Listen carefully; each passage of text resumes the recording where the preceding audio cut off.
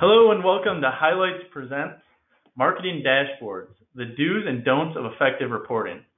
I'm Scott Taylor and I'll be moderating today's panel discussion.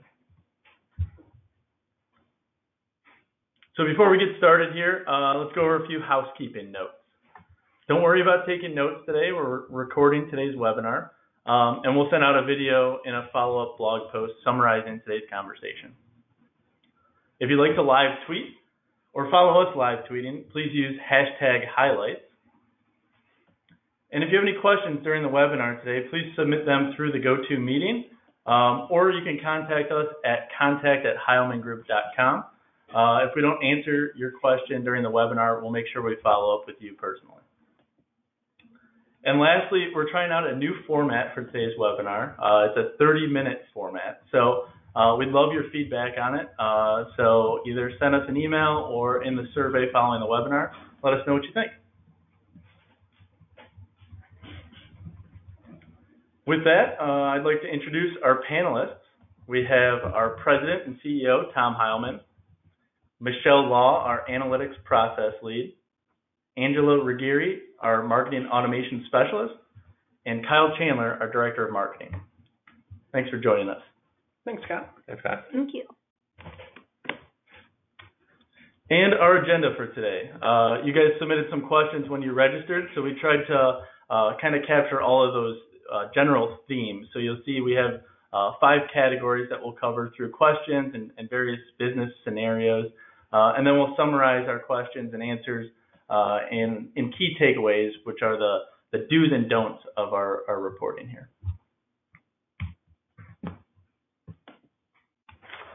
So let's jump into question number 1. How much data should I include in my marketing and sales dashboards? Angela, you want to start out? Sure. So we see this a lot across all of our clients where marketing managers and project owners request certain performance metrics like landing page views, email deliverability reports, but executives are actually interested in more the big picture information, like how campaigns are affecting their overall marketing funnel. And they're really focused on programming costs and the return on their investment for these various programs. So the amount of information that we share with marketing team leads is much greater than those that a vice president or a CEO would get, just because they don't need to know the nitty-gritty information, but really the overall big picture.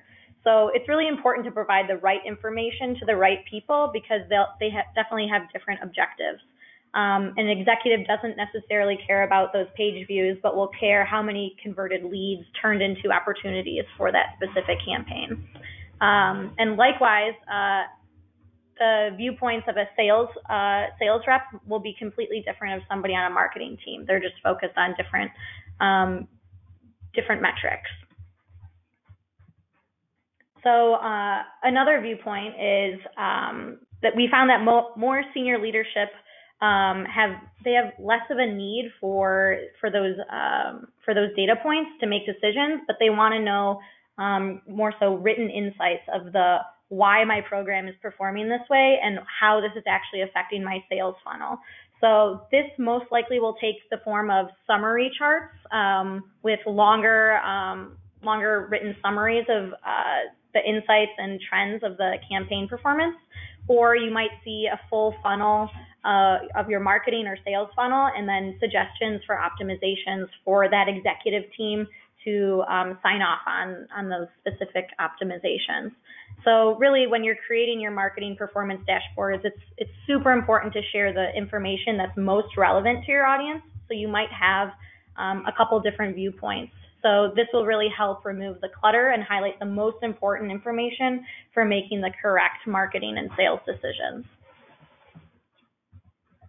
Yeah, I think the one thing to kind of piggyback on there too, so another use case, so we have a lot of clients who are doing different kind of search programs. So if you're thinking of, marketing lead versus CEO or even marketing lead versus vice president, if you're thinking of a search campaign, your keyword level data, whether it's, individual keyword performance, ranking, stuff along those lines, while those are important kind of boiler room metrics, those are types of things that you could see a marketing lead or a marketing team looking at because it's driving their incremental kind of measures and goals that they're working on. But as you move further up, that vice president or CEO, they typically won't really care about that level of detail. They're really looking at, okay, well, of search, how many of them drove to marketing qualified leads? How many of them drove to, sales accepted leads or, net new customer? So while the in the weeds data is important, that data that's there for that marketing lead, instead you pull out into that written kind of insights trend. So you could kind of give a nod to it in the written insights of, hey, we saw an increase in volume for X high profile keywords, but you don't have to show 3 charts for it. So you show less data, you show the more important data the further you go up, we typically see. You can have those written out trends. So just a kind of another anecdotal point of view. Great point.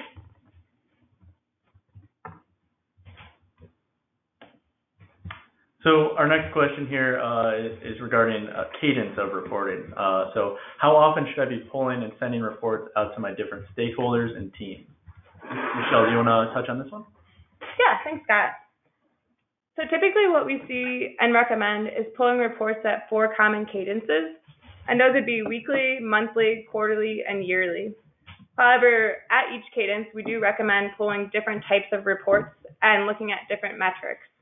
For example, on a weekly basis, we pull pacing reports. So pulling trends and optimizations with such a small data set can lead to reactive and rash decisions.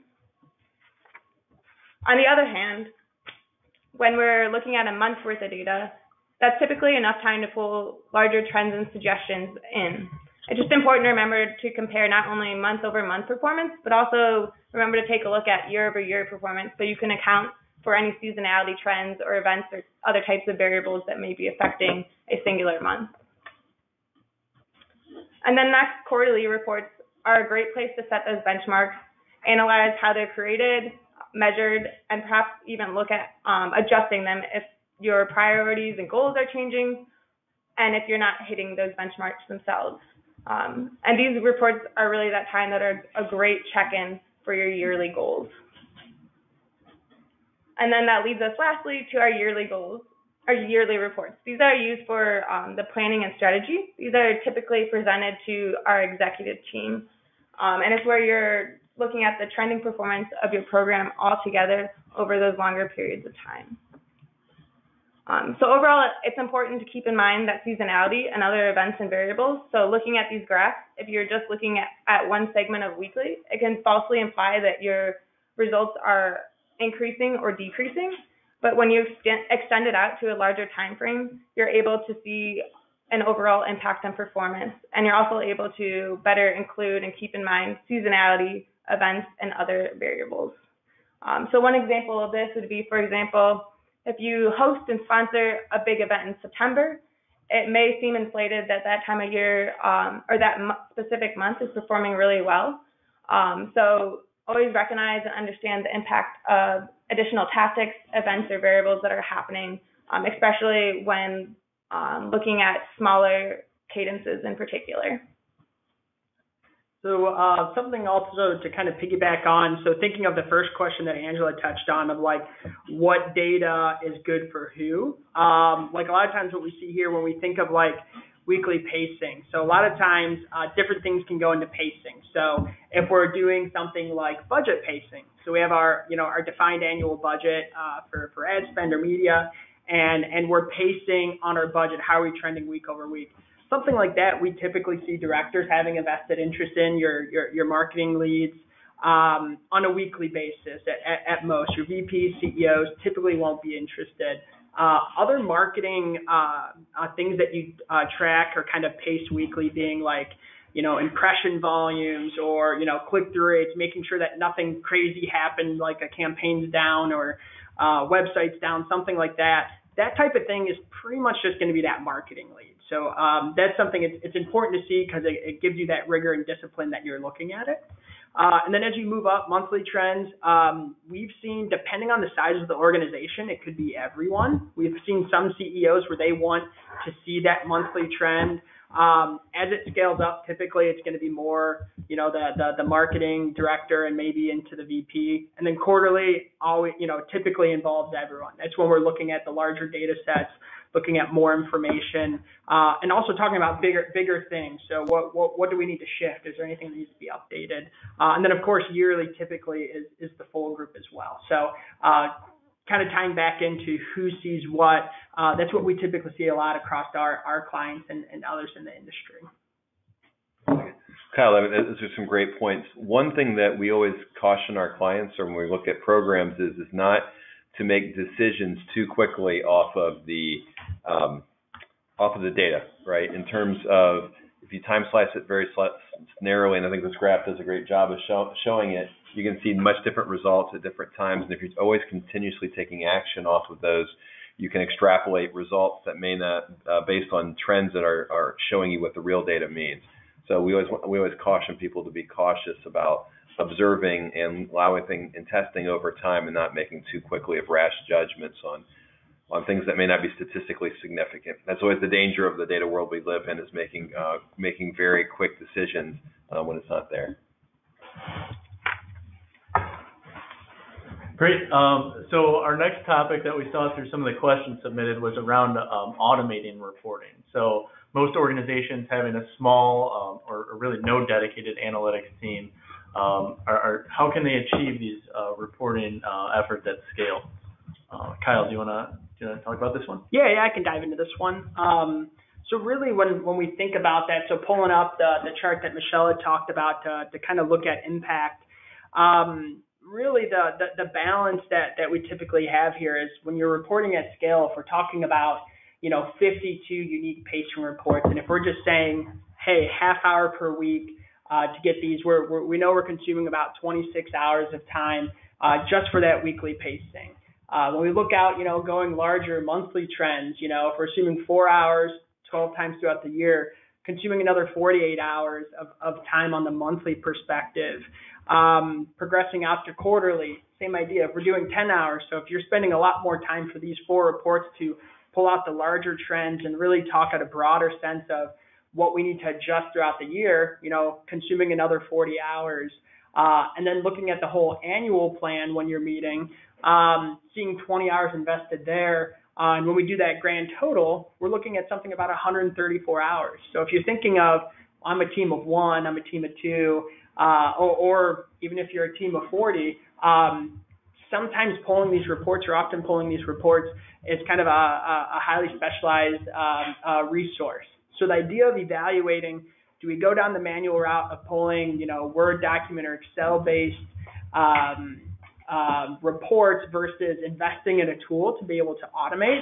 It's that balance, it's that handoff. So you think even if we just say a $100 bill rate, that's almost $12,000 in annual reporting cost here. So if you balance that with, different ad tech out there where you're investing to automate this data in, define, create these dashboards, and instead, align that investment to the tool, you can then take your marketing resources, whether large or small, and allow those marketers focus on actual high-value marketing tasks.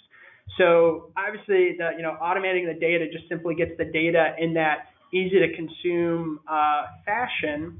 You still need someone to take a look at it, interpret what's happening, add the context as to is something going good or bad, or how are we progressing on it.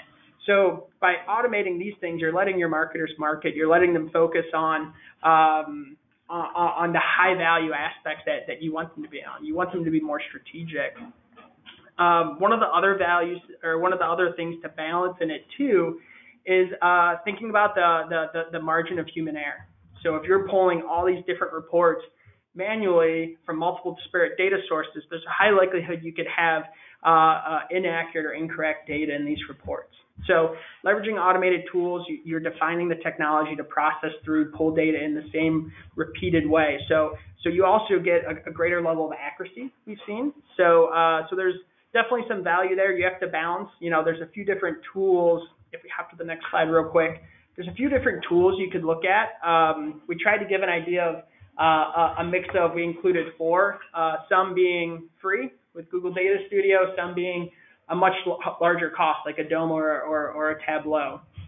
So there's that balance between it, and it's that lowest valuable product, or where maybe it's building on it. You don't need to go from A to Z out of the gate, but maybe it's A to B to C and slowly progressing on it. So there's a lot of tools out there. There's even, depending on what's currently in your MarTech stack, there could be things that you could already leverage. If you have a HubSpot platform or a Marketo platform, some of them already have certain dashboards incorporated where you can really take your first progressive step before you invest in a full out BI tool like one of the 4 listed here. Yeah, and Kyle, just to add to that, I think the important thing, as you kind of mentioned, was to start simple. If you can automate one of those 4 types of reports, you can build on that over time. For example, if you're able to automate simply your pacing report, you're saving 26 hours a year. So get started in that process. It can seem really daunting and overwhelming at first, but just making small steps can have a really large impact.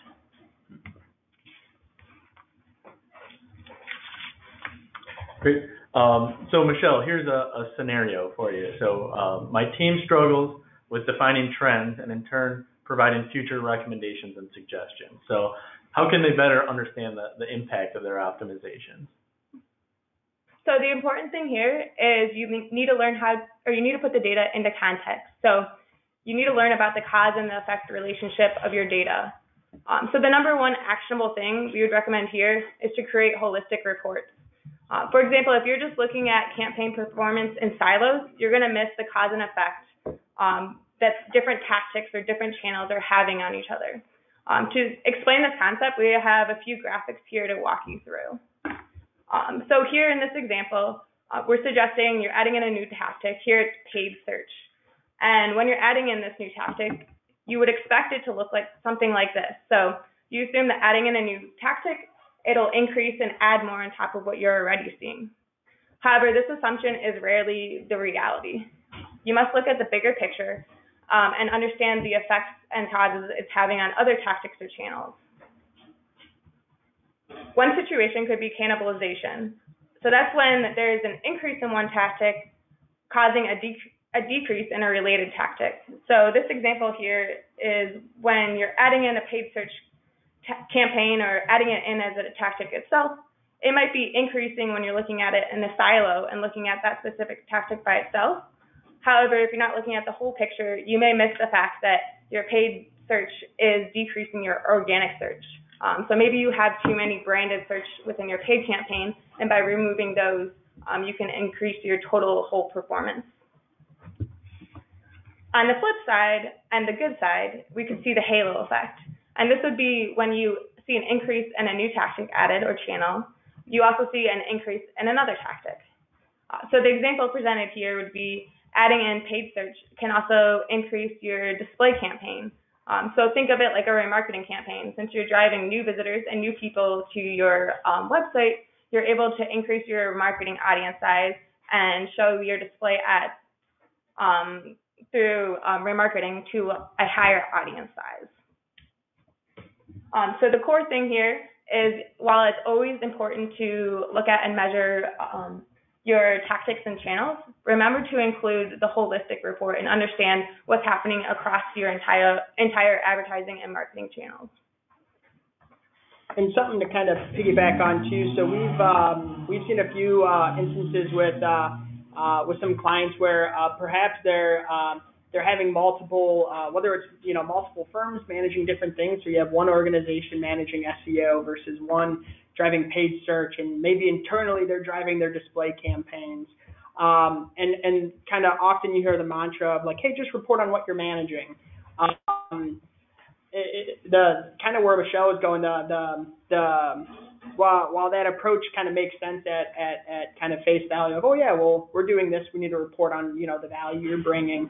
It's always important to look at that broader perspective. So even if it's not, in this example, we're looking at a sheer digital type of world, but if you're doing something that's even non-digital that another part of your organization or another firm that you have working isn't aware of, like if there's a branded television spot hitting or a radio placement hitting, and they see it on, on digital, you'll see a lift in search, and they'll be like, oh wow, those changes we made in search are really making an impact. We should keep doing those.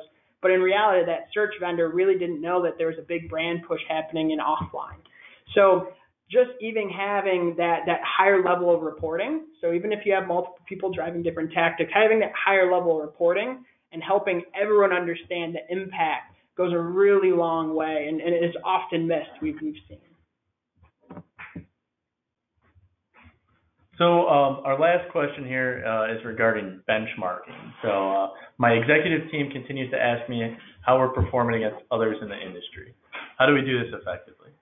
Tom, what are your thoughts on this? That's a great question, and probably the question that we get most asked about by our clients is, where do we stack up, right? So everyone focuses on that, and they often look at who their direct competitors are, maybe their industry peer group, or maybe they're comparing themselves to themselves at a previous state to a future state. So the first part of this is always looking at your plan, right? So what we ask our customers to look at is begin with the end in mind. I'm a Stephen Covey fan. So what is our output? What are the results that we're looking to achieve? And then essentially working back from there to develop the tactics, the cost structures of all the items to do that, right?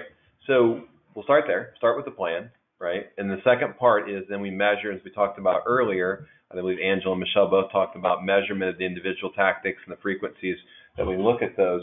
How do we measure against the actuals and then know what the actuals are telling us? So often if you're looking at a plan, you've got the plan, and then every month you have the actuals. You look at the actuals to the forecast, and you're trying to judge your performance along those pieces from a benchmarking perspective. So you're constantly benchmarking against your activities and what you understand.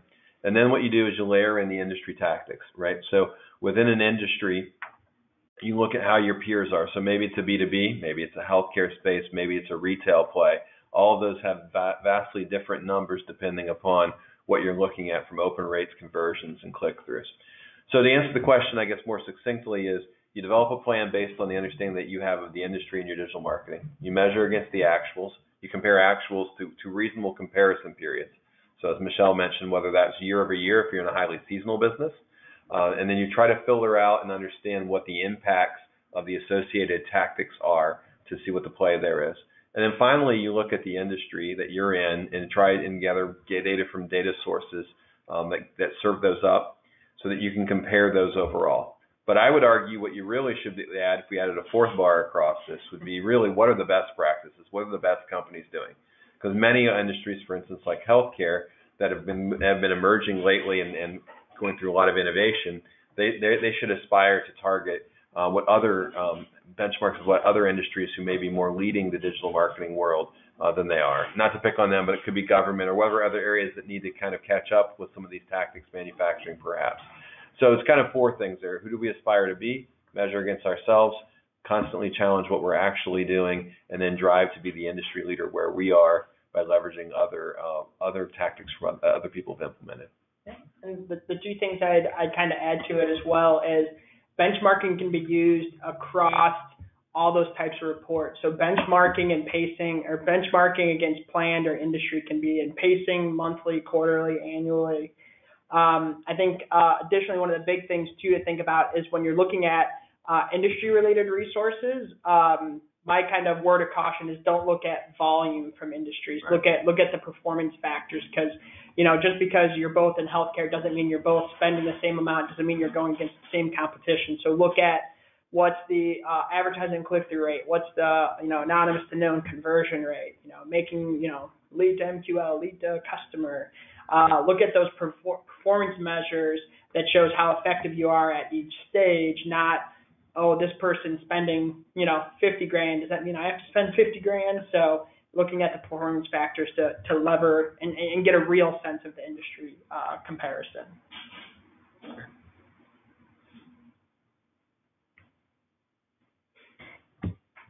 Awesome. So with that, diving into our key takeaways. So our number one key takeaway, our first do of the list. So the biggest thing, do you find that right partner to automate manual reporting tasks? This is an investment that has ongoing return. For every every hour saved of manpower to pull a report that's now being leveraged to be more strategic and drive more initiatives is just building your brand. It's building those individuals to become more sophisticated marketers.